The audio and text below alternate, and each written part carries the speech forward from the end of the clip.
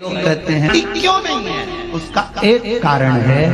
पहले होता था रसोई घर, अब हो गया किचन। किचन का मतलब किच किच घर।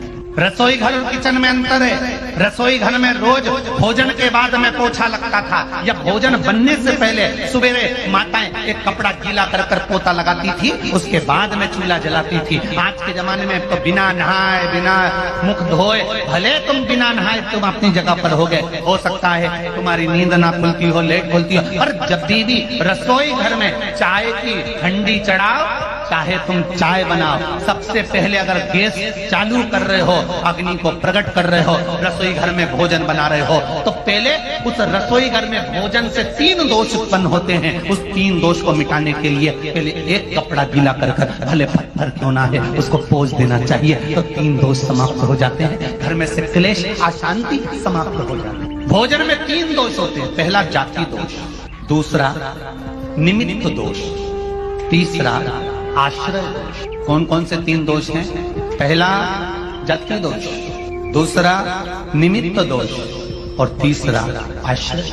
मतलब रसोई घर में जो तुमने भोजन निर्माण करा है, उसमें अगर कुछ गलत चीज बन गई है, कोई प्याज लहसुन का भोजन बन गया, या कोई आदि मांसाहार से जुड़ा हुआ भोजन बन गया है, तो वो दोष नहीं। दूसरा, भोजन जो बनकर तैयार हुआ है, उस भोजन पर घर में 4-5 माताएं रहती है, तो कोई ना कोई रजस्वला होती ही रहती है। किसी ना किसी को रजो धर्म तो रहता है, कोई का कभी रजो धर्म आता है, कोई का कभी रजस्वला धर्म आता है, किसी का कभी रजस्वला धर्म आता है। तो भोजन जो बनकर रखा हुआ है या भोजन बन रहा होता है, उस भोजन पर रजो धर्म धारण करने वाली स्त्री की अगर दृष्टि पड़ रही है, या उसका कोई हाथ लग गया है उस भोजन बनते हुए वस्तु में, तो उसका दोष समाप्त हो जाए। तो दूसरे नंबर पर आता है निमित्त दोष, और तीसरा दोष आता है आश्रय दोष। अपन कहाँ से चल कर आए और रसोई घर में प्रवेश कर कर अपन ने भोजन बनाया, अपने पाँव की पादुका या अपना चरण में जो रज कहीं पहाड़ की गलत आकर प्रवेश कर गई है, तो वो दोष ना रहे। इसलिए भोजनशाला में भोजन बनाते समय और भोजन बनाने के बाद अगर तुम सवेरे सवेरे पोछा नहीं लगा सकते, तो रात्रि में जब तुम्हारा भोजन पूर्ण हो जाए, या सवेरे का भोजन जब तुम्हारा पूर्ण हो जाए, उसके बाद में एक कपड़ा लेकर उस भोजन के प्लेटफॉर्म को, उस रसोई घर को एक कपड़े से, तुम्हें नौकरानी का इंतजाम नहीं करना है, तुम्हें सेविका का इंतजाम नहीं करना है, तुम्हें पोछे वाली का इंतजाम नहीं करना है। उस रसोई घर में जहाँ अन्नपूर्णा निवास करती है, उस रसोई घर में अगर पूरे परिवार को एक जैसा लेकर चलना है, अशांति नहीं चाहते हो, भाइयों में क्रोध नहीं चाहते हो, पूरा परिवार प्रेम से रहना चाहता है, तो धन से ज्यादा पोछे पर ध्यान देना पड़ेगा। नया कार्य चालू कर रहे हो, उसमें देरी हो रही हो, या कोई सर्विस के लिए नौकरी के लिए जा रहे हो और वो कार्य नहीं हो रहा हो, तो एक धतूरा, केवल एक धतूरा, उस धतूरे को फोड़कर उसके अंदर का फल निकालना, उस फल को शिवलिंग पर चढ़ाकर 1 लोटा जल शंकर भगवान को समर्पित कर। दिन होना चाहिए मंगलवार। कौन सा दिन होना चाहिए? जम के बोलो जरा, मंगलवार समर्पित करो। उसके बाद में आप विवाह के लिए अगर समर्पित करे हैं, तो विवाह में देरी नहीं होगी। व्यवसाय और व्यापार के लिए या नौकरी के लिए समर्पित करे हैं, तो उसमें देरी नहीं होगी। जैसे बहुत ज्यादा तकलीफ अगर व्यक्ति को हो गई है, बहुत कष्टमय जीवन चल रहा है, हार गए हर जगह से और तकलीफमय जीवन चल रहा है, तो पंचमुखी हनुमान का एक शिव महापुराण का और स्कंद पुराण का एक बड़ा सुंदर मंत्र है। उस मंत्र को आप सब एक बार हमारे साथ में बोले। ओम नमो हनुमते रुद्र अवताराय सर्व शत्रु संहारणाय सर्व रोग हराय सर्व वशीकरणाय रामदूताय स्वाहा। बस इस मंत्र को हाथ में काली तिल लेकर, एक जौ लेकर और पूगल लेकर, थोड़ा सा इसमें गाय का घी डालकर कंडे को या अग्नि को जलाकर इस मंत्र का 11 बार 21 बार जाप कर अपनी कामना कर छोड़ दीजिए। कैसा भी रोग हो, बीमारी हो, कष्ट हो, दुख हो, तकलीफ हो, 21 दिन के अंदर वो आनंद आना प्रारंभ कर देता है। इस मंत्र, स्कंद पुराण का, शिव महापुराण का ये मंत्र मूल बच्चा पंचमुखी हनुमान। और कई लोग तो ऐसे हैं उनका आज तक हनुमान चालीसा पढ़ना नहीं है, आज तक कोई चालीसा, चाहे गायत्री चालीसा हो, लक्ष्मी चालीसा हो, शिव चालीसा हो, पढ़ना ही नहीं आती। बस बैठ गए भगवान के सामने और पढ़ लिया आसन लगा के। नहीं नहीं नहीं, चालीसा पढ़ने का भी एक नियम है। अगर कोई लक्ष्य लेकर पढ़ रहे हो तो उसका एक नियम है। पूरी जिंदगी पढ़ते रहोगे तो भगवान की प्राप्ति नहीं है, पर लक्ष्य लेकर अगर पढ़ा है आसन से, जिस भगवान की चालीसा पढ़ रहे हो उसकी मूर्ति या उसका फोटो आपके सामने होना चाहिए। एक घी का दिया, अगर हनुमान चालीसा पढ़ रहे हो तो या तो घी का दिया जलाओ, वो भी गाय के घी का हो, भैंस के घी का मत जलाना। हनुमान जी कभी प्रकट नहीं होंगे भैंस के घी से। घी का दिया लगाइए अगर चालीसा का पाठ कर रहे हो हनुमान जी का। और बहुत ज्यादा संकट है, बहुत ज्यादा परेशानी है तो हनुमान चालीसा का पाठ करो तो तिल्ली के तेल का दिया लगाओ, काली तिल के तेल का दिया, तिल का तेल का दिया हनुमान जी के सामने आसन बिछाकर।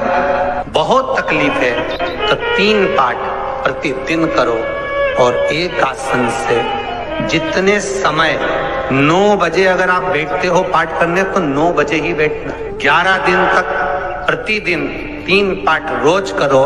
एक पानी का लोटा, कलश, तांबे का जल अर्थात तांबे का लोटा हो, स्टील का लोटा हो, तुम्हारे पास जो कलश हो उसमें जल भरकर एक सिक्का उसमें पटक कर, एक लौंग पटक कर प्लेट से ढक कर रख दो और प्रतिदिन बस टाइम पर बैठकर पाठ करो। 11 दिन पूर्ण होंगे, जिस कामना से आपने पाठ करा है बस वो सिक्का, वो लौंग कलश में से निकाल लो, जल का आचमन करो और जिस काम के लिए करा है वो जल उस प्रयोग में ले लो। उस प्रयोग, किसी से बात करने जाना है तो वो जल पी कर जाएगी, कोई से हाथ मिलाना है तो वो सिक्का, वो लौंग अपने हाथ में रखे। अब जब जीवन में कहीं समस्या खड़ी हो जाए, कहीं बहुत विकट समस्या है और कोई हल ना मिल रहा, तब जिस शिव मंदिर में आप आराधना करने जाते हो, पूजन करने जाते हो, अर्चना करने जाते हो, उस शिव मंदिर के पास में कहीं बेलपत्री का वृक्ष ढूंढो और उस बेलपत्री के वृक्ष के नीचे केवल आप जाकर एक मूंग का दाना या एक चावल, वहीं पर जो कंकर पड़ा हो उसी कंकर को शिव मानकर आप समर्पित कर लोटा भर के जल समर्पित कर दो। आपको ये नहीं है कि माला पकड़ के बैठना, आपको ये नहीं है कि मंत्र का जाप करना, आपको ये नहीं है कि आपके मंदिर में जाकर बैठ जाओ। आपने जल चढ़ा दिया, शिव से डायरेक्ट जाकर कह दिया कि मेरी ये समस्या बड़ी विकट है, उसको निवारण आज ही होना है। आप बाबा पर छोड़ दो, 3 घंटा 2.5 घंटा लगेगा, मेरा शंकर उसको सुधारने में लग जाएगा, पक्का है वो संभाल। जैसे ये शिवलिंग है, ठीक है, और ये बेलपत्री को अपन ने शंकर जी पे चढ़ाया, इसी तरह चढ़ाते हो ना आप लोग, शिव जी पे चढ़ाया।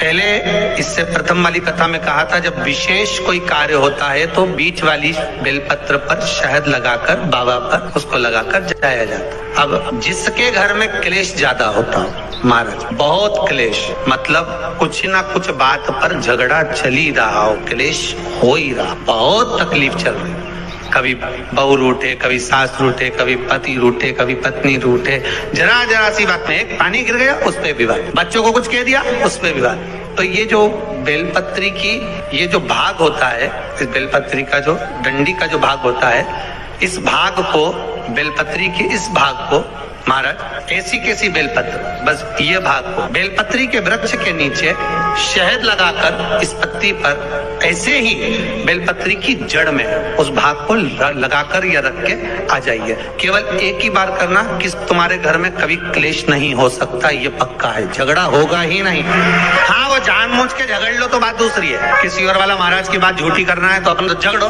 चाहे कुछ भी हो जाए। अब भाई कई लोग तो होते हैं विरोध में खड़े होने वाले, तो उनका मन इनने किया, अपन को नहीं करना, अपन को नहीं करना। तो अब इनका कह दे कि भाई अपन को तो अब घर में झगड़ा ही नहीं हो रही है, तो वो झगड़ा कराने के लिए मन में सोचे कि नहीं अपन तो झगड़ेंगे चाहे कुछ भी हो जाए। होता है कई बार ऐसा मन में भाव जागृत हो जाता है कि भाई देखना पड़ेगा अपन को, प्रैक्टिकल तो करो, और हम भी कहते हैं प्रैक्टिकल करो, और जरूर करो।